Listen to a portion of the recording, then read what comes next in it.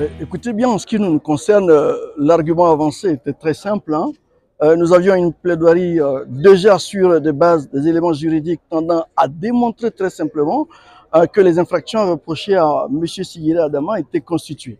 Parce qu'il lui était reproché deux types d'infractions, l'injure publique et la diffamation. Ben, écoutez, sur la diffamation, nous avons bien démontré que les propos qu'il a tenus, qui étaient de surcroît des propos mensongers à l'égard de la CGTB et de son secrétaire général, ont porté atteinte à l'honneur et la considération des poursuivants. Parce qu'à partir du moment où vous imputez à une personne le fait d'être de connivence, d'avoir reçu de l'argent de forces étrangères, notamment impérialistes, pour déstabiliser le régime, personne, sous aucun cieux, ne peut dire que ce type de propos ne porte pas atteinte à votre considération avec honneur. Et la question qui était posée à M. Adama Sigiré était de savoir, est-ce qu'il avait la preuve de ces affirmations? Bon, on l'a tous vu, il est passé totalement hors sujet. Il a passé tout le temps à nous rabâcher des choses qui n'avaient rien à voir avec ce qui lui était demandé. Notamment à nous dire qu'il était poursuivi pour atteindre la déstabilisation de la transition. Mais nous avons répété et dit, c'est du droit. Ce n'est pas la transition qui est poursuivie ici. Le débat que nous avons tenu ne concernait en rien la transition. Les propos qui ont été tenus par M. Adama Sigiré étaient des propos qui étaient lancés à l'encontre de la CGTB. Il était incapable d'en apporter la preuve. Il s'est réfugié derrière, je vais dire, une stratégie de faux fuyant, mais pour moi, qu'il ne le grandit pas du tout. Parce que quand on est un leader d'opinion et qu'on a tenu de propos aussi graves, et que de Burkinabés ont pu y croire, quand on vous a traité devant la justice, vous en apportez la preuve. Vous ne vous contentez pas de dire, mais je suis un soldat de guerre, un soldat de la communication, que nous sommes en temps de guerre. Mais nous sommes tous conscients que nous sommes en temps de guerre au Burkina. Mais est-ce que parce que nous sommes en temps de guerre, j'ai le droit d'insulter le président de la République? Est-ce que parce que nous sommes en temps de guerre, j'ai le droit d'insulter mon voisin? Est-ce que parce que nous sommes en temps de guerre, j'ai le droit de diffamer mon voisin, de diffamer un journaliste, de diffamer un professeur, de diffamer qui que ce soit? Mais la guerre ne justifie pas qu'on mente. Bien au contraire. La guerre justifie qu'on soit grand, qu'on s'élève au-dessus de certaines considérations telles que l'émotion. Or, ce que nous avons aperçu du comportement de M. Sigiré, c'est qu'au-delà d'être dans l'émotion, il est dans la mauvaise foi absolue. Parce qu'il déclare des choses dont il n'apporte pas la preuve. Et il tente de se faire passer pour une victime politique. Mais il y a 17 millions de Burkinabés. Vous imaginez combien d'entre eux soutiennent la transition? Est-ce qu'on les a attraits ici? Pour quelque raison que ce soit? Mais non. Mais quand vous mentez, ça s'appelle du mensonge. Et quand ça porte atteinte à quelqu'un, c'est de la diffamation. Et nous avons entendu des choses assez graves. On nous a dit par exemple que l'injure pouvait être justifiée par la véracité des faits. Mais ça ne veut rien dire. L'injure n'est pas justifiée même par la véracité supposée des faits. Mais vous savez tout ça, nous ce qui est le plus important à retenir, c'est que, nous l'avons dit, nous le répétons, nous sommes tous des Burkinabés. Chacun de nous a le droit d'opiner.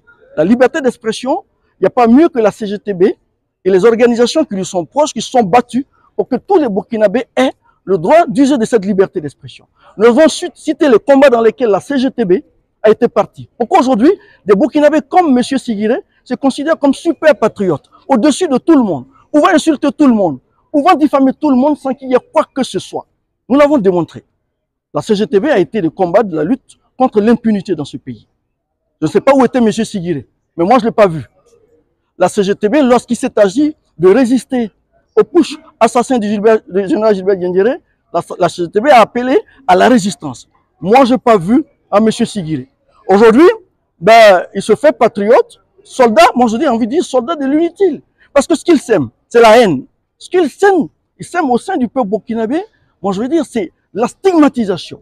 Il appelle à la violence, à la haine, gratuite. Ça, ce n'est pas du patriotisme. Le patriotisme, c'est élever l'esprit des Burkinabés à un niveau qui fait que nous puissions vivre dans la cohésion. Ce n'est pas ce que M. Adama Sigiré fait. Et enfin, j'en termine là. Mais moi, je suis totalement tétanisé par le personnage de M. Adama Sigiré. Parce que vous l'entendez dire, et on l'a démontré, il est d'une versatilité tout à fait effroyable. Quand il y a 2 ans, il dit à certaines personnes que les réseaux sociaux ne sont pas un espace de non-droit. Et que nous sommes tous des Burkinabés.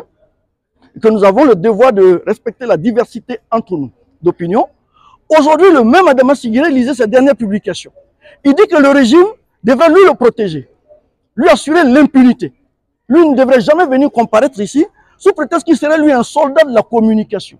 Personne d'ailleurs ne sait ce que ça veut dire. Il n'y a que lui celui qui en connaît le contenu. Il dit qu'on devrait même éradiquer la justice et les lois. Que quand on est en guerre, il n'y a pas de justice, il n'y a pas de loi. Il oublie que s'il peut marcher de celui pour venir ici, s'il peut écrire sur les réseaux sociaux, c'est parce qu'il y a des lois dans ce pays. S'il n'y avait pas de loi, si on nous étions dans la jungle, peut-être que lui aujourd'hui, il aurait été agressé.